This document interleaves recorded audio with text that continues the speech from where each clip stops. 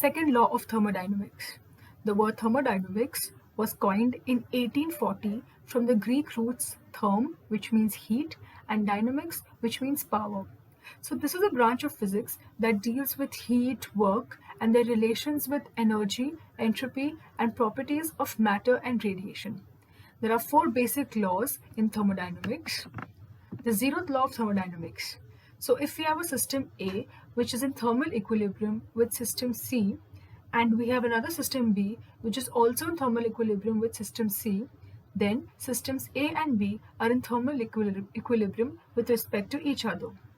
This law basically emphasizes on the fact that there has to be a temperature difference between two systems for heat transfer to take place between them.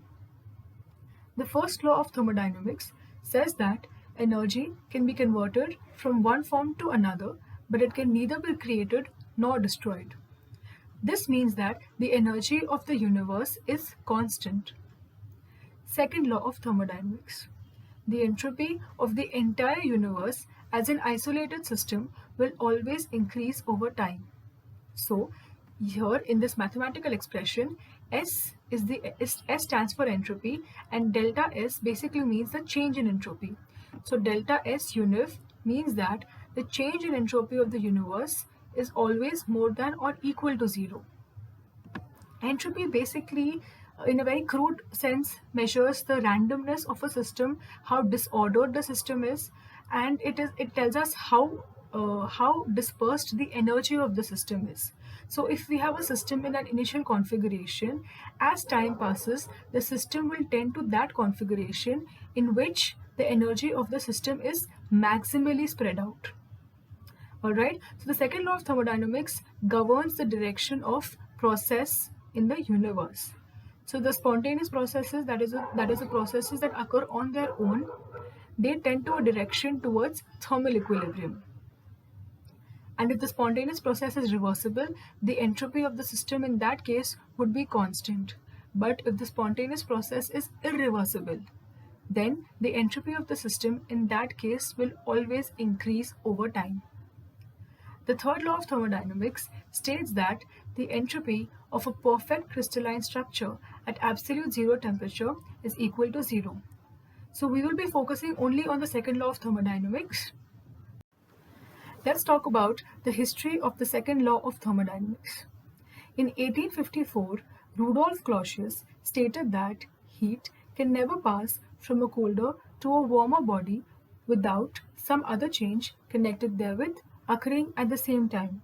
So what he implies here is that heat can never flow spontaneously from a colder object to a hotter object. And this is in line with the second law of thermodynamics because it gives the direction of a spontaneous process.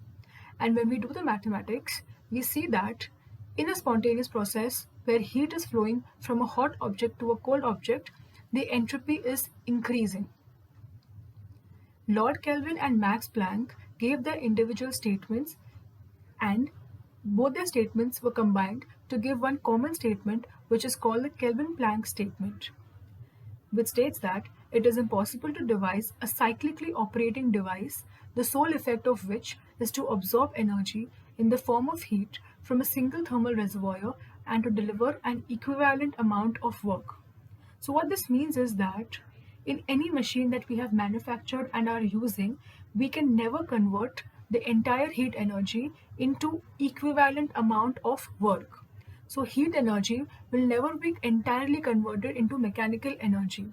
There will always be some loss of heat energy, which we can never use. So this means that there is no machine in the entire universe which is 100% efficient.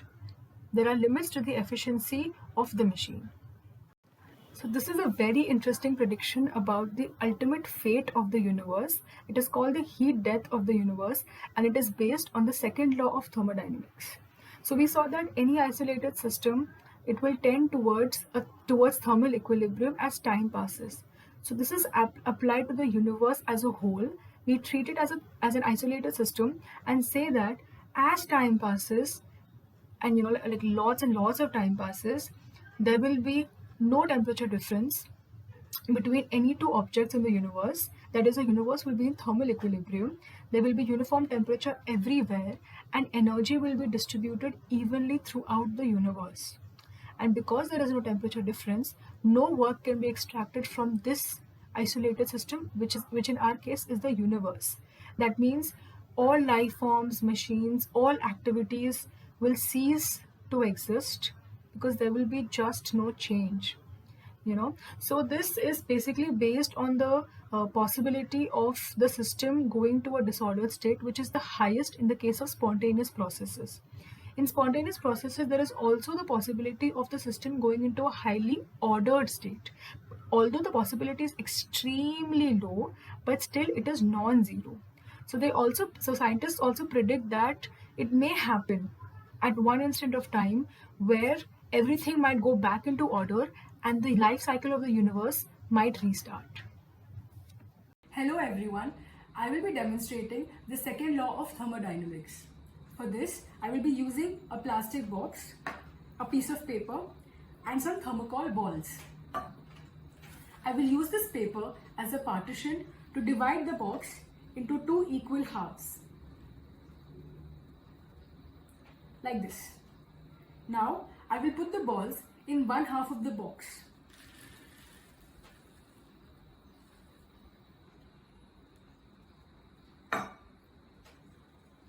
So this is my system in its initial state, in which the balls are in one half of the box only and the other half of the box is empty. Now, watch what happens when I remove this partition. So when I remove this partition, the balls tend to move to the other half of the box.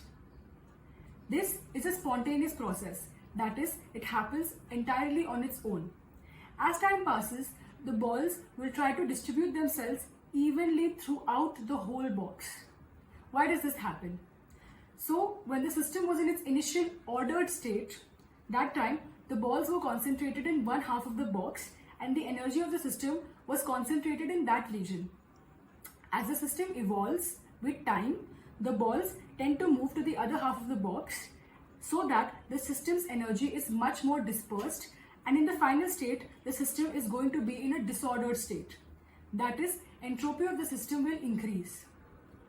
One more thing, no matter how much time passes, the balls will never on their own go to one half of the box. Theoretically, it is possible, but the possibility is very, very, very low. That means the system will never on its own go from a disordered state to an ordered state. Yes, if I apply an external force, I can push the balls to one half of the box in this manner. So you might think that now the system has gone from a disordered state to an ordered state. So has the entropy decreased? The answer is no, because when I'm applying an external force, I am providing energy to the system and doing work on the system.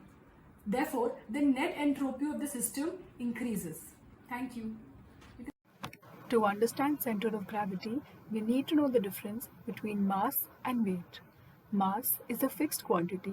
It is the amount of matter present in a substance, and it does not change throughout the universe. Weight depends on the gravitational field in which the object is situated. So in the case of Earth, weight of the object is the Earth's gravitational force acting on the object through the object center of gravity. Center of gravity is an imaginary point around which the weight of the object is symmetrically distributed. Similarly, center of mass is an imaginary point around which the mass of the object is symmetrically distributed. And in the case of a uniform gravitational field, center of gravity and center of mass coincide. Now I will demonstrate the concept of center of gravity. For this, I'm going to use a hammer, a box which has been asymmetrically cut from the top side, a black sketch pen, a rubber band, and a wooden scale. So a scale is a measuring device which measures the length of an object. For this reason, manufacturers ensure that the mass of the scale is evenly distributed along its length. Therefore, the center of gravity of this scale will lie at its geometrical center. Since this is a scale of 30 centimeters, I have drawn this point of center of gravity at 15 centimeters. Okay, and around this point, mass is symmetrically distributed here, here, as also here and here. Okay, now I will try to balance this scale using my finger. If I place my finger here, the scale is not going to be balanced and it's going to fall down. Okay, similarly here. But when I place my finger under the center of gravity, the scale is now balanced. So the Earth's gravitational force is acting on the center of gravity in the downwards direction, and my finger is providing a normal force in the upward direction. These two forces balance each other out, and therefore my scale is balanced. Now, coming to this box was initially a parallelepiped. That means this entire thing was complete and it is hollow from inside. So because it is a three-dimensional object, its center of gravity will lie somewhere inside. But for demonstration purposes, I am going to show its center of gravity on the surface. So this was its center of gravity initially. Now I chipped this side and kept this part and kept it aside, and therefore this side has lesser material compared to the lower side. So the center of gravity shifts downwards towards the side where there is more material. Okay, so the center of gravity was initially here and now it is approximately somewhere here. So this is the center of gravity of this asymmetrical object right now. This point right here. Alright, now I will try to balance this box on this narrow base. Our intuition tells us that the box will not be balanced on it. So let's see. So as you all saw, our intuition is correct and the box falls over. Now why does this happen? I will extend this point. I will draw a line through this point in the vertically downwards direction.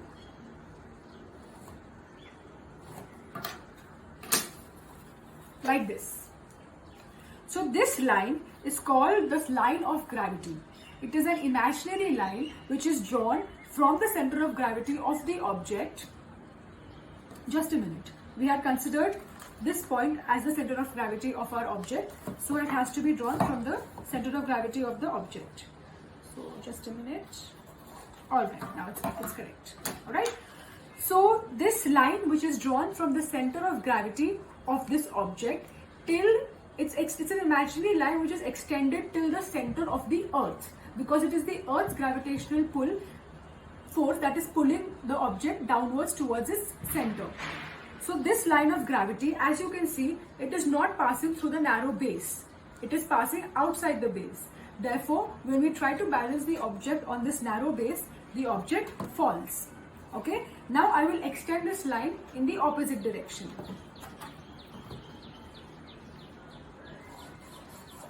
Okay. Now, when I try to balance this box like this, you can see that the box is staying stable. This is because the line of gravity is now passing through the base.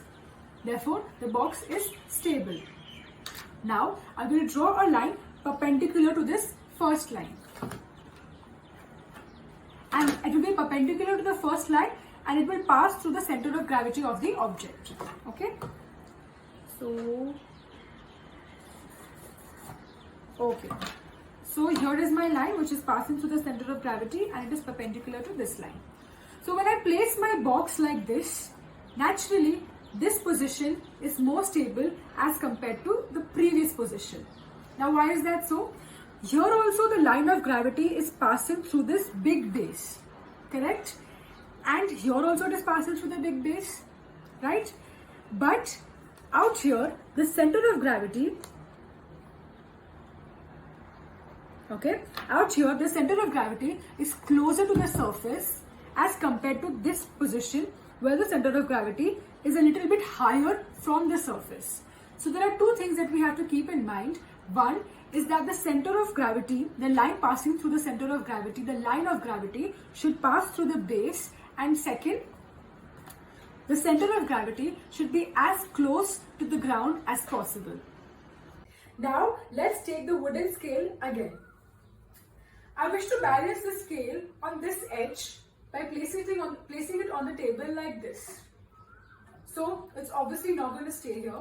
That is because the center of gravity of the scale is here and there is nothing to support it below it. Therefore, it's not going to stay here. But now, if I attach a heavy weight, in our case the hammer, with the help of a rubber band, let's see what happens.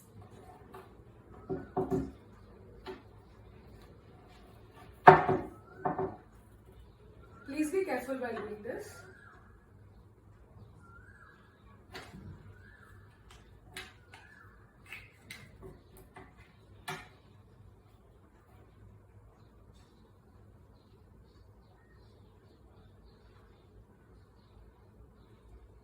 As you can see, with the help of the hammer, I am able to balance the scale on this edge of the scale. How does this happen? So the center of gravity of the scale, which was initially at its geometrical center, has now shifted outside the scale towards the heavy weight. So the center of gravity is not a fixed point. We can change its position by attaching different weights. And also the center of gravity is lying below the base. This is the base on which we are balancing the scale, but the center of gravity is lying below it. Even then, this structure is balanced because the line of gravity is passing through this portion of the hammer and down towards the center of the earth. So this is our balance system. In human beings, the center of gravity is usually 1 inch below the navel spot. That is somewhere around here. For people who are muscular and heavily built in the upper portion of their body, their center of gravity is slightly above this point, that is closer to the heavier part of the body. And for people whose lower portion of the body is heavier, their center of gravity is slightly lower, that is closer to the heavier part of their body. Now, as you all can see, I am standing on my 2 feet and I am stable. This is because the line of gravity is passing through my center of gravity to the center of the earth through the base. The base in this case are my 2 feet and the space between them. And therefore, I am stable. If I wish to balance my body on 1 foot, let's say the right foot, watch how my body moves. So as you can see, my body shifted to the right hand side so that the body weight is balanced by my right foot. Also, my center of gravity has slightly shifted towards the right and the line of gravity is now passing from the center of gravity to the center of the earth through my right foot. That is, it is passing through the base and therefore I am balanced. Now, I will be demonstrating the concept of acoustic damping. For this, I am going to be using a cardboard hollow cylindrical tube, a source of sound, a platform on which to place the source of sound, a plastic lid, a metallic lid, and cotton. So in the experiment, I'm going to be placing the source of sound at one end of the tube, and I'm going to take a little bit of cotton, insert it at this end, so that the maximum energy of sound waves are directed inside the tube. Some of the sound energy will be absorbed by the cotton that I have inserted, and very little energy will be allowed to escape to the surroundings. At the other end of the tube, I will be placing different materials to explain the concept of acoustic dampening, and the listener will also be keeping his ear at the other end of the tube. Now, since the tube isn't very long and I'm not placing the material within the tube, I'm placing it at the end of the tube. So it is advised for this experiment that the listener should be as close to this end as possible. So when we will be performing the experiment, the camera phone will be very close to the end of the tube. Let's begin with the experiment.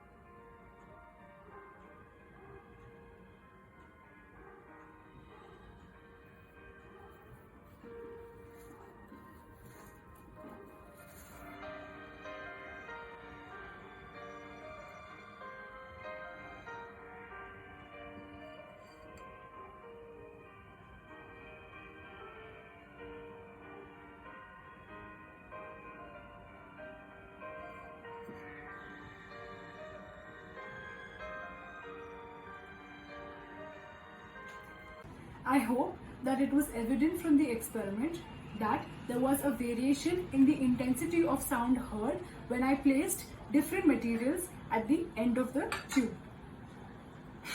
So, the first material, that is the plastic, when I place the plastic at the end of the tube and I start the sound from here, the sound waves travel through the vibrations of the air molecules within the tube, and when the sound wave energy is incident on the plastic being little hard and dense, that is the molecules of the plastic are closer together, therefore the incident energy on the plastic, that energy, most of it is transmitted, some of it is reflected, and little is absorbed by this plastic material. Therefore, there wasn't much difference in the intensity of sound heard at this end where the plastic was compared to when there was no plastic. The second material that I placed was cotton. Now, cotton is highly fibrous and porous.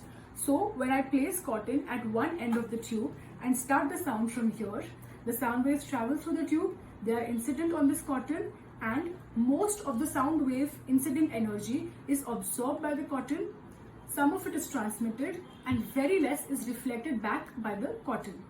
Therefore, the sound that was heard when I placed cotton, it was significantly damped compared to when there was no cotton. Now, the energy that the cotton absorbs, part of it is converted into thermal energy of the cotton molecules, and the remaining part of it goes into the vibrational energy of the air molecules which are trapped within this cotton material because it is fibrous and porous. In the third case, we observed significant dampening. So there was maximum dampening in the case of metal. Why does this happen? When I place the metal here at the end of the tube and start my sound from here, the sound waves travel through the tube, they are incident on this metal. Metal being highly dense, it reflects most of the sound wave energy back. Some of it is transmitted and some is absorbed by this metallic lid. Alright, so therefore we observe that different materials have different dampening capacities, and that is why we heard this variation in the sound. Obviously, the maximum sound was heard when there was no material placed here. That is, when the sound waves were traveling through the tube, through the vibration of the air molecules, and there was nothing placed here, that means there was air here. There is air here. Correct? One more parameter to be considered here is the thickness of the absorbing material. Ideally, a material of infinite thickness will be the perfect absorber, as all the sound wave energy incident on it will be absorbed by it. But that is not the case in reality. So therefore, we say that the more the thickness of the material, more will be the sound energy absorbed by it, and that much more acoustic dampening will occur. Thank you. Acoustic dampening finds its applications in situations where the noise or any unnecessary sound has to be removed or minimized. So for example, in a recording studio, as you all can see, the walls surrounding the mic are made up of a particular type of structure. That is, the walls have a certain texture and they may be made up of a material so that the entire combination is such that the absorption of sound waves energy has improved, and whatever the person is recording on the mic, the quality of that person's sound is enhanced. Also, in theaters, we have carpets and curtains which are made up of extremely thick and dense materials so that whatever is being played on the speakers is heard clearly till the last row in the theater.